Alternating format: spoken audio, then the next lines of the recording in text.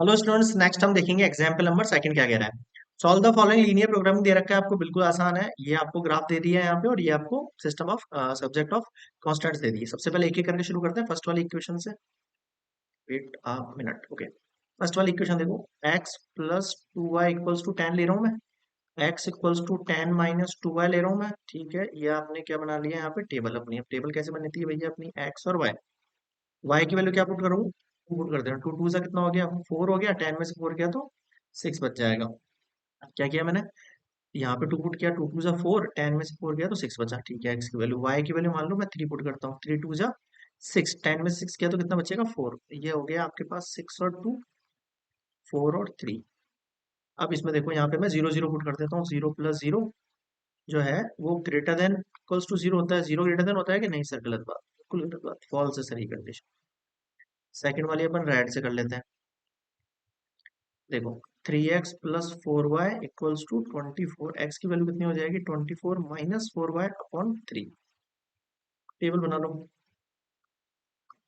X y, y की value क्या put करूं, मान लो मैंने जीरो पुट करी। वाई की वैल्यू कितनी पुट करी सर, वाई की वैल्यू अपन ने पुट करी है जीरो। तो जीरो, थ्री एट जा 24, मान लो आपने पुट करी थ्री, थ्री फोर जा 12, टू इंटू फोर में से 12 गया 12, थ्री से 12 काटा तो थ्री फोर जा 12, ठीक है। तो यहाँ हो गया एट जीरो और फोर थ्री, ठीक है। चेक भी करी लो साथ साथ।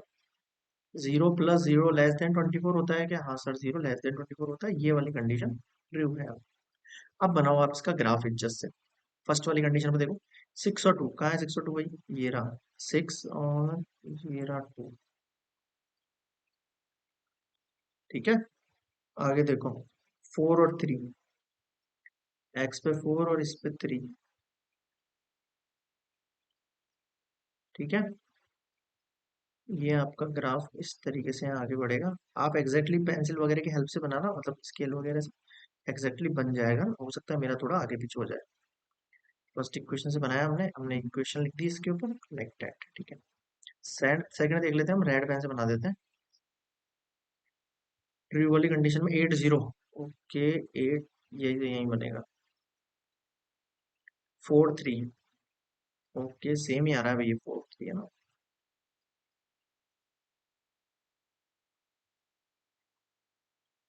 ये लो, ठीक है, थोड़ा सा गैप है बस इसमें, बाकी लगभग सेम है। ये सेकंड इक्वेशन है, three x plus four y equals to 24। अब आप ध्यान देना चीजों पर। फर्स्ट वाली जो कंडीशन है आपकी, वो क्या हो रही है, फॉल्स हो रही है फर्स्ट वाली कंडीशन। तो फॉल्स के अंदर ओरिजिन से बाहर की तरफ जाएगा ग्राफ, बाहर की तरफ जाएगा, बाहर की तरफ, बाहर, बाहर की तरफ, ठीक है।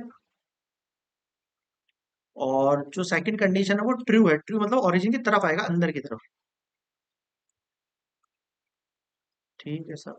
आया नहीं आया, तो ये आपका क्या हो गया, कॉमन पार्टीशन हो गया, ठीक है। कॉमन पार्टीशन दिख गया ना, ये वाला आपका कॉमन पार्टीशन है। मैं इसको ब्लैक से थोड़ा शेड कर देता हूँ। ये वाला आपका कॉमन पार्टीशन हो गया, ठीक है। ये इस बार ट्राइंगल निकल कर आ रहा है आपके पास। अब देखो, ये वाला पॉइंट है आपके पास 0 5, और ये वाला है आपके पास 0 6।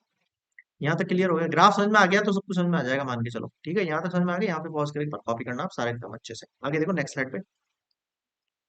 तो क्या देखा हमने ग्राफ के अंदर सर, हमने ये देखा कि जो हमारे पास पॉइंट्स निकल कर आए हैं, क्या निकल कर आए, ये वाले जो हमारे पास पॉइंट निकले ना, ये वाले। तो ये जो हमारे पास पॉइंट्स निकल कर आए हैं, जो शेडेड रीजन है हमारे पास, the shaded region in figure is the feasible region.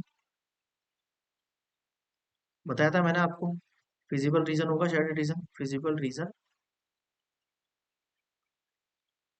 Of given system of constants, ठीक है सर। ये सिस्टम ऑफ कॉन्स्टेंट्स के हो जाएंगे मेरे पास। तो जो आपके पास, now the feasible reason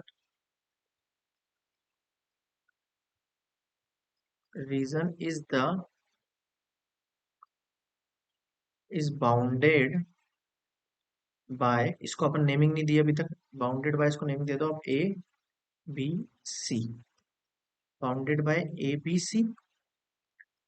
so we use, हम क्या यूज करने वाले हैं, corner point method to evaluate the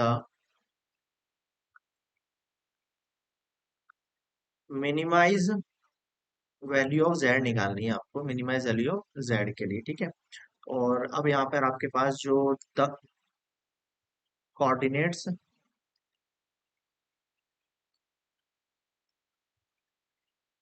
coordinates of corner points के जो आपके पास पॉइंट्स आए थे, corner points of, corner points आए हैं ए बी सी आर, क्या क्या निकल के आ गए, एक तो एक कौन सा 4,3 था एक ना, 4,3 है, एक 5, नहीं 0,5 है, और 0,6 है, ये 3 पॉइंट निकल कर आ गए। इन तीनों पर मैक्सिमम वैल्यू चेक करेंगे, ठीक है। तो मैक्सिमम वैल्यू कैसे चेक करेंगे, इस ग्राफ को हटा रहा हूं मैं यहाँ से, ठीक है। चलो, अब क्या करेंगे, we check minimum value, sorry है ना, मिनिमम फाइंड करनी है, minimum value of z at each corner, हर कॉर्नर के लिए। तो एक टेबल बना दो, कॉर्नर पॉइंट और कॉरस्पॉन्डिंग पॉइंट्स ऑफ जेड।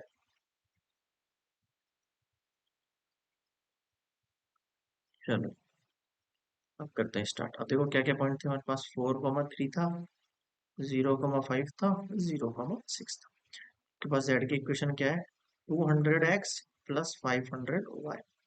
अब आप देखो, अगर यहाँ पे 4,3 रखते हो, यहाँ पे रखते हो आप 4, तो कितना हो जाए, 4 2 800, और यहाँ रखते हो 3, तो 3 5 1500, कितना हो जाएगा ये, 2,300, ठीक है सर। और मान लो मैं 4 की जगह यहाँ पे 0 होता, तो ये तो 0, और यहाँ पे ओनली 5 होता, 5 5 जा 2,500। एक मिनट, कहीं गड़बड़ कर दी क्या अपन ने, वापस बैक फुट कर देता हूँ मैं यहाँ पर, कलर चेंज, ये ग्रीन, ठीक है। अब वापस चेक कर लेते हैं, वैल्यू 0,5 है, तो ये 0 रखी आपने, और ये 5 रखी, 5 5 से 2,500, ठीक है, सही है। अगला 0 रखा, फिर 6 रखा, 6 5 जा 30, और ये 0 0, ठीक है सर। अब इनमें से आपको मैक्सिमम वैल्यू चूज करने को बोलता तो ये आंसर हो जाता, मिनिमम वैल्यू चूज करने को बोल रहा है तो ये हो गया आपका मिनिमम, ठीक है। तो हम यहाँ लिख देते हैं hence minimize value of z is 2,300 at किस पर, 4,3 पर। ये हो गया आपका आंसर कंप्लीटेड। अब मुझे बताओ, कोई भी डाउट लगे कमेंट सेक्शन में जरूर बताना, सबसे इजी मेथड है ये, ज्यादा लैंग्वेज वगैरह चक्कर में मत फंसना, मेनली जो लैंग्वेज है वो इसमें कवर अप हो जाती है, बस ये आप लिख दोगे सफिशियंट है। डायग्राम अच्छे से बनाना, सफाई से बनाना, कहीं पे काटाबाजी मत करना, और वैल्यूज निकालने में ध्यान देना, कैलकुलेशन में छोटी छोटी मिस्टेक मत कर देना, ठीक है। Example 2 completed.